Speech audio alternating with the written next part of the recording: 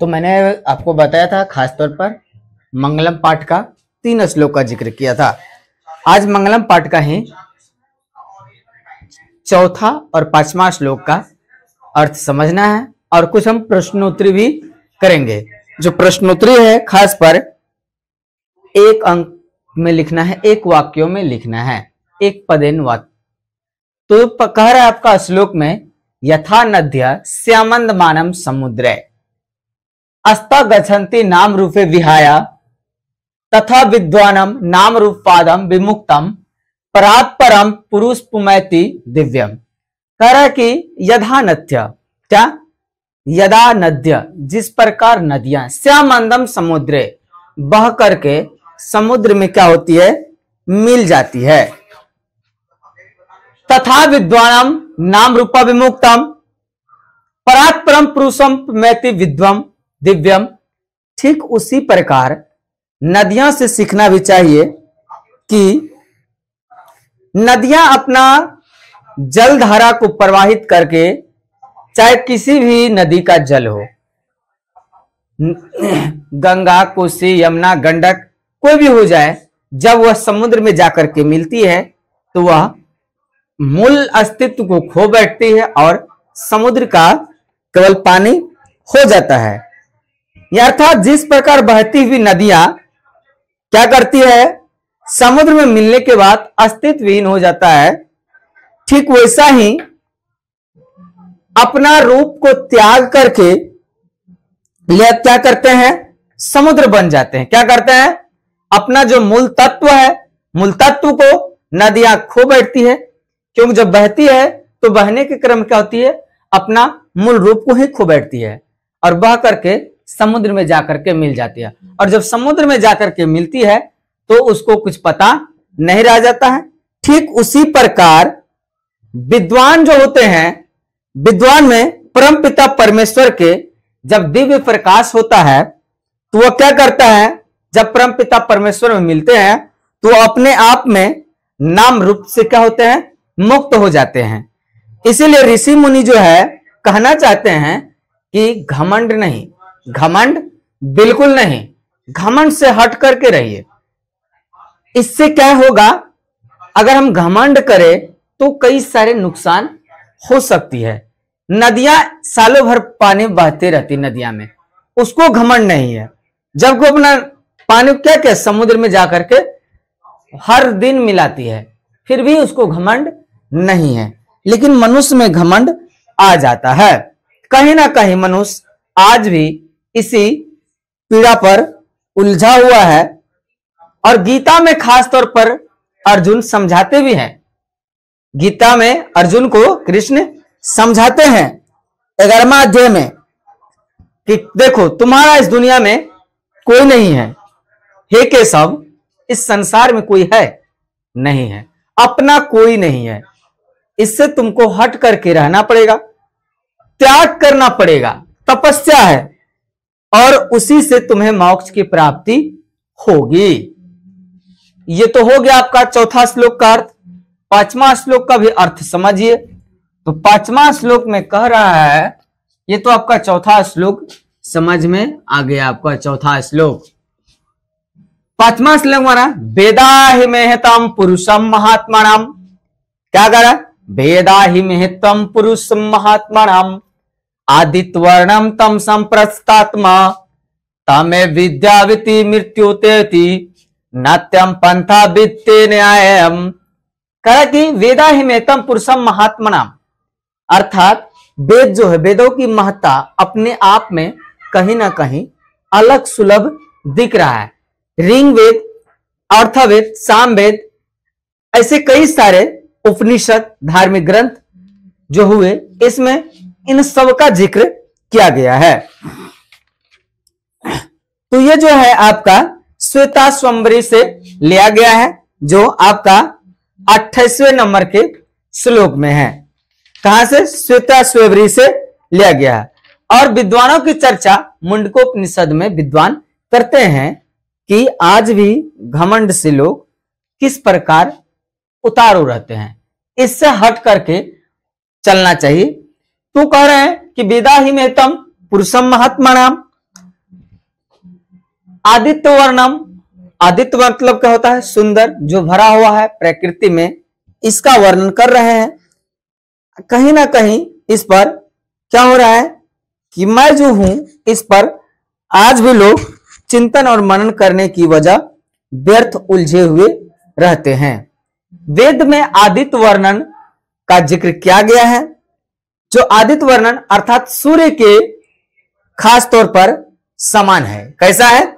सूर्य के समान दिव्य है, इतना चमकीला है कि सूर्य की तरह जलने से पहले सूर्य की तरह चमकना सीखना होता है।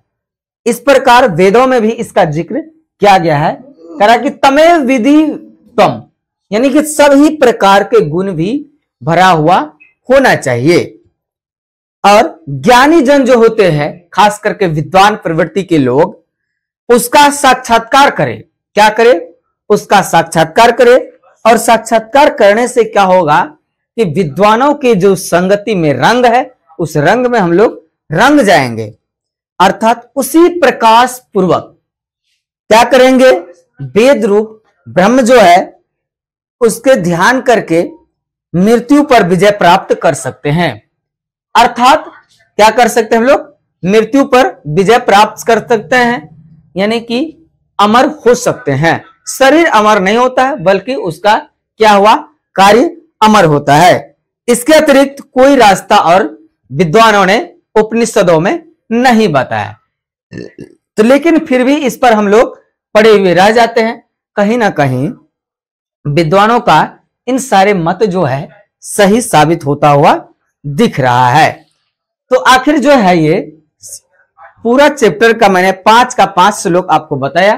पांचों श्लोक का किस प्रकार से श्लोक है और आप लिखिएगा। अगर नहीं समझ में आएगा तो आप हमें जरूर बताइएगा। तो यहां तक तो खत्म हो गया चैप्टर का। प्रश्नोत्तरी में हम चलते हैं। प्रश्न उत्तर में कह रहा है आपका कि एक पदेन उत्तरम वदत, मौखिक में एक पद में उत्तर बोलना है। हिरण्मयेन पात्रेण कस मुखम अपि हितम, करेक्ट। हिरण्मयेन जो है, हिरण्मयेन पात्रेण कस अपि हितम, सत्य का मुंह किसके आवरण से ढका हुआ है? कह रहा है हिरण्मयेन पात्रेण जो है किस चीज से ढका हुआ? हमारा जो मुंह है, विषयवाणी है, ये क्या चीज से? तो कह रहा है कि यह जो ढका हुआ सत्यम से, सत्य से परा हुआ है। ये क्या चीज से परा हुआ? सत्य से। इसको सत्य की जरूरत है। तो यहां होगा आपका सत्यम। क्या होगा? सत्यम। सत्य के कारण ही क्या है? ढका हुआ होता है। सतस्य भी लिख सकते आप। सत्यम यानी सतस्य, सतस्य आपका हो गया। दूसरा कार्य स्वधार्य, स्वधर्म प्राप्त किम अपावेणो, स्वधार में अपाप किम वेणो, करेक्ट। सत्य धर्म जो है इसका प्राप्त अपावेणो कैसा हो सकता है? इसका होने का एक रास्ता है कि हिरण्मयेन आवरणम, हिरण्मयेन आवरण, यही आपका आंसर। हिरण्मयेन आवरणम तो लिख सकते हैं हिरण्मयेन, हिरण्मयेन आवरण, हिरण्मयेन आवरणम, आवरणम। अगला क्वेश्चन कह रहा है ब्राह्मण मुखम, क्या कह रहा? ब्राह्मणम मुखम केन आगच्छति मस्ति, ब्राह्मणों का जो है खास करके मुंह से किस प्रकार की ध्वनि का उच्चारित हुआ और वह क्या बताना चाहे? तो उन्होंने कहा कि हिरण्मयेन पात्रेण, क्या कहा? हिरण्मयेन पात्रेण, हिरण्मयेन पात्रेण, हिरण्मयेन पात्रेण। आज भी हम सभी जो है इसी के पीड़ा में पिरो रहे हैं, सत्य से परे नहीं हो पा रहा है। अगला कह रहा है महतो महायान को कौन महान है? महतो महायान को कौन महान है? आत्मा ही तो महान है। आत्मा, महतो महायान, आत्मा ही महतो महायान, यही तो कह रहा। अनो अनियान को कौन अनो अनियान? अनोर्णयान महतो महियान, अनोर्णयान महतो महियान, अनोर्णयान महतो महियान, तो आपका क्या होना चाहिए इसमें? अनोरणयान महतो महियान। तो ये होगा आपका, खास तौर पर कहे तो अनोरणयान महतो महियान, इसका होना चाहिए आपको अनोरणयान महतो महियान, इसका होना चाहिए अनो, इसका होना चाहिए अनो, इसका होना चाहिए आत्मा। आत्मा, बिल्कुल सही बात। अगला अगर पृथ्वी व्यादे महाप्ति मुक्ताम पदार्थतम महत्रम। आखिर जो है ये विद्वानों ने इस प्रकार का जिक्र किया वेदों में, उपनिषदों में, तो लगा कि शायद कहां लेके जा रहा, कहना क्या चाह रहा। कई सारे त्रुटियां इस पर कुछ टारगेट पर आ गया। जब आ गया तो इसका थोड़ा जवाब देना विद्वानों को कई सारे झंझट पैदा करता है यहां पर। तो इसका आंसर आपका होगा अणु। क्या होगा? अणु। इतना छोटा है सत्य और आत्मा जो सूक्ष्म आंखों से देखना शायद असंभव है, देख नहीं पाएंगे। अणु से भी छोटा अणु है। अगला कह किम जयते प्राप्तनोति, किसकी जय होती है? तो स्वाभाविक है सत्यम जयते, सत्यमेव जयते, सत्य की ही जयती है, सत्यम जयते। किम जयम न प्राप्तनोति असत्यम, असत्य का यानी कि जो असत्य है उसकी विजय नहीं होती है, अर्थात अनृतम, अनृतम, इसका होगा अनृतम, अनृतम। अगला कह रहा है का नाम रूपये विहाय समुद्र अस्तम गच्छति, कौन अपने मूल अस्तित्व को खो करके समुद्र में जाकर के मिल जाती है? तो इसका नद्य, नदी ही तो अपना नाम रूप क्या करते हैं? खो करके समुद्र में जाकर के मिल जाता है। शायद इसमें आपका एकाध वो कोई क्वेश्चन छूट गया है, हमको लगता है 11 क्वेश्चन इसमें कहा गया है। एक क्वेश्चन छूट गया आपका, कह रहा कि कीदृशम पुरुषम जितेंद्र पर्याप्तम आत्मनाम महिमहानाम पश्यति शोकरहितम भवति। कह रहा कि कीदृशम पुरुषम, कौन सा दृश्य है पुरुषों का?